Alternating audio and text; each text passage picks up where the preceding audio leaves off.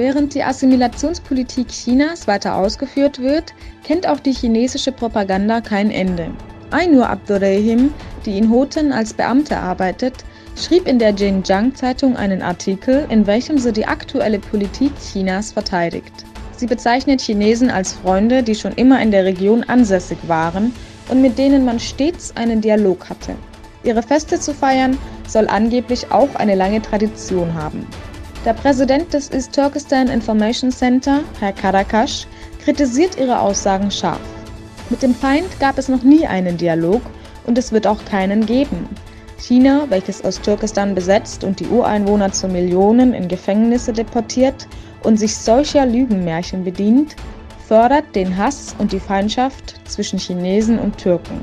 Von welchem Dialog soll die Rede sein, wenn China das Land besetzt und tyrannisiert?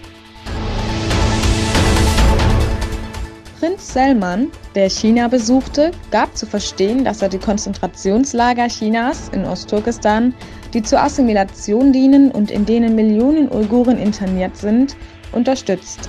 Der Prinz, der im Rahmen seiner Asien-Tour Peking besuchte, traf auch Xi Jinping und seinen Stellvertreter, mit denen er Wirtschaftsverträge im Wert von 28 Milliarden Dollar unterzeichnet hat. Anschließend sagte er, dass er die Anstrengungen Chinas bezüglich der nationalen Herrschaft, Sicherheit und Stabilität unterstützt. In Aksu in Osttürkestan wurde aufgenommen, wie ein Uigure eine chinesische Oper singt. Dies geschah im Rahmen der Assimilationspolitik Chinas. Dem Freien Asienradio zufolge werden uigurische Familien mit 100 bis 500 Yuan bestraft, wenn sie ihren Kindern keine chinesische Oper beibringen.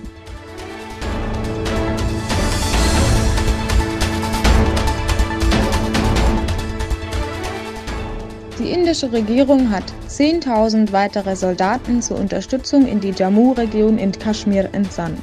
In Jammu, welches von Indien besetzt wird, gab es einen Anschlag auf einen Konvoi.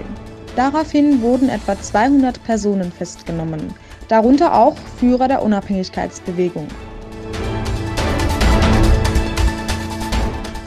Aufgrund ernsthafter Drohungen und Gefahr seitens Kolumbiens hat die venezolanische Regierung beschlossen, die Grenze zu Kolumbien zu schließen.